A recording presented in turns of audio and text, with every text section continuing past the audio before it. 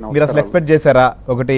So ఇంతలా రావడానికి మనకు ముందుగా పోస్టల్ బ్యాలెట్ ఉద్యోగులకు సంబంధించినటువంటి ఓటు చూసినప్పుడు చాలామంది వచ్చి వినియోగించుకున్నారు. సరే, ప్రభుత్వ ఉద్యోగుల్లో ఏదో కసి ఉంది, వారికి ఇచ్చినటువంటి హామీలు నెరవేర్చలేదు కాబట్టి వారందరూ వచ్చి ఓటేశారు అనుకున్నారు. కానీ ఈ స్థాయిలో రావడం అనేది మనకు అసలు ఉమ్మడి ఆంధ్రప్రదేశ్లో కావచ్చు, విభజన జరిగిన తర్వాత కూడా ఎప్పుడూ రాలేదు ఈ స్థాయి పర్సంటేజ్. బహుశా దేశంలో కూడా మనకు జరిగిన 4 విడతల్లో ఇంత పోలింగ్ పర్సంటేజ్ నమోదైనటువంటి పరిస్థితులు కూడా ఒక రాష్ట్రం మొత్తాన్ని మనం యూనిట్గా చూసుకున్నప్పుడు ఎక్కడా లేదు. సో ఈ స్థాయిలో ఓటింగ్ పడడం ఎలా ఉండొచ్చు? ఈ పడినటువంటి ఓట్ల ఎవరికి మొగ్గు చూపే అవకాశాలు ఉంటాయి? ఎందుకంటే సరే, మనకు ఎగ్జిట్ పోల్స్ రకరకాలు జరిగినా మనం 1వ తేదీ వరకు దాన్ని ప్రకటించలేం కాబట్టి మీకున్నటువంటి అంచనా ఏంటి? సో ఇంతలా పెరగడానికి ప్రధాన కారణం ఏమనుకుంటున్నారు?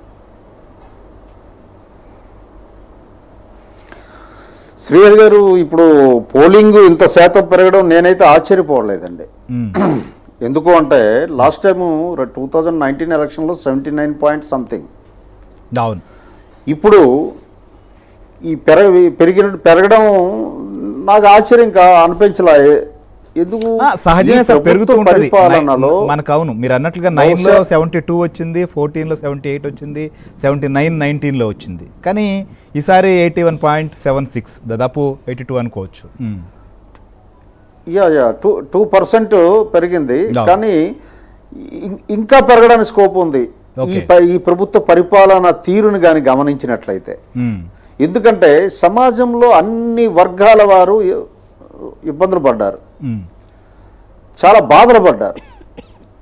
సో ఎవరు ఎక్సెప్షన్ లేదు, ప్రతి ఒక్కరు కూడా. అలాగే అన్ని వ్యవస్థలు భ్రష్టు పట్టిపోయాయి, ధ్వంసం అయిపోయాయి. ఇక యూత్ వాళ్ళ ఫ్యూచరు డార్క్ అయిపోయింది. అలాగే ఫస్ట్ టైం ఓటర్స్ ఎవరైతే ఉన్నారో చాలా ఉత్సాహంగా వచ్చి ఓటేయడం, మహిళలు గ్రామీణ ప్రాంతాల్లో ఉన్న వాళ్ళంతా కూడా అన్నిటినీ ఎండకి తట్టుకొని ఓటేయడం, ఇది ప్రజాస్వామ్యానికి చాలా గుడ్ సైన్ అండి. ఎందుకంటే మన రాష్ట్రంలో ఈ ఎన్నికలు హై ఛార్జింగ్ ఎన్నికలు అండి. హై ఛార్జింగ్ ఎన్నికలు. కూటమి ఏర్పడ్డాక జగన్మోహన్ రెడ్డి కొత్త ఎత్తుగడలు వేశాడు. పేదలకి పెత్తందారులకి మధ్య యుద్ధం, కురుక్షేత్ర యుద్ధం, చాలా చాలా మాటలు ఆయన చెప్పడం జరిగింది. కాకపోతే ఈ మాటలు ఏవి కూడా నమ్మలేదు ప్రజలు, నమ్మలా. కూటమి చెప్పేది ప్రతి ఒక్కటి కూడా. నాకు ఉన్న ఫీడ్బ్యాక్ ఏమిటి అని అంటే, ఆ రోజు ఎన్నికలు క్యూలో ఉన్నవాళ్ళు, రైతులు కానీ మిగతా సామాజిక వర్గాలు అందరూ కూడాను ల్యాండ్ టైటిలింగ్ యాక్ట్ గురించి డిస్కస్ చేస్తున్నారని నాకు మెసేజ్ అందింది. ఓకే, ఇక్కడ క్యూ లైన్లో మన ఆస్తుల మీద ఆయన బొమ్మలేటమ్మా అంటే గ్రామీణ ప్రాంతాలు క్యూ లైన్లో వాళ్ళు మాట్లాడుకుంటున్నారు. గ్రామీణ ప్రాంతాల్లో ఉన్న వాళ్ళు మన ఆస్తుల మీద ఇతగాడి బొమ్మ ఏంటి, ఇదేంటిది, ఎప్పుడు లేదు, ఈ దరిద్రం ఏంటి అన్న మాట. అంటే ఇది కూటమి ల్యాండ్ టైటిలింగ్ యాక్ట్ తాలూకా దురుద్దేశం ఏదైతే ఉందో, కూటమి నాయకులు మేమంతా కూడా, నేను పట్టాభి గారు అనేక సందర్భాల్లో ప్రెస్ మీట్లో మాట్లాడాము, అలాగే యామిని శర్మ గారు కూడా. అంటే కూటమి సక్సెస్ అయింది. ఈ ల్యాండ్ టైటిలింగ్ యాక్ట్ తేవడం వెనక దొడ్డిదారిన అగమేఘాల మీద సెక్షన్లని సవరణలు చేసుకుంటూ తనకు అనుకూలంగా ఎలా తెచ్చాడో అనేది. తర్వాత ఆర్థిక వ్యవస్థ కానీ సంక్షేమం పేరిట అభివృద్ధిని ఎలా ధ్వంసం చేశాడో చెప్పడం జరిగింది.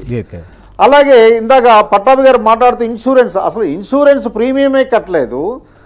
తర్వాత మిర్చి, మామిడి అన్నిటికీ ఇన్సూరెన్స్లోంచి బయటికి లాగేశారు.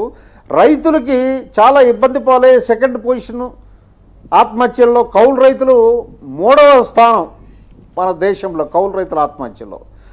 అలాగే నిరుద్యోగంలో ప్రథమ స్థానం 24%. ఇవన్నీ కూడా ఏమైంది అంటే శ్రీహరి గారు, ప్రజలు నిశితంగా గమనించారు.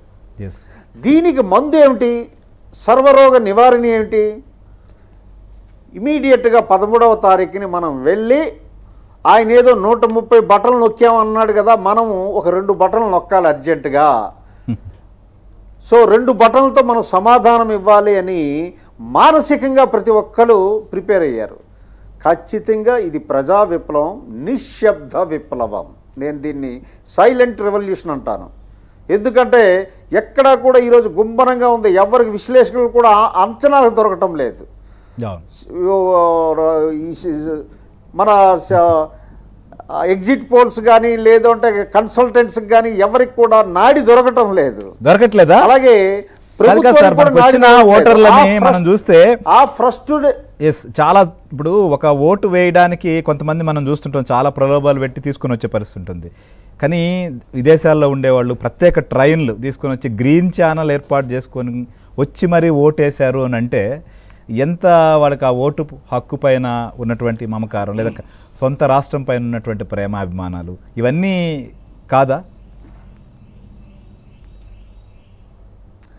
ఖచ్చితంగా అది నేనేమంటానంటే అది డెమోక్రసీకి చాలా మంచి మనం అందరం కూడా గర్వించవలసినటువంటి విషయం. అవును. కాకపోతే ఇక్కడ ఏమిటి అని అంటే ఇక్కడ అందుకనే దాడులు ఎందుకు వస్తున్నాయి శ్రీహరి గారు? అవును. అంటే విషయం వాళ్ళకి అర్థమైందో అర్థమైందో కానీ ఎక్కడ చూసినా వైసీపీ నాయకులు దాడులు చేస్తూ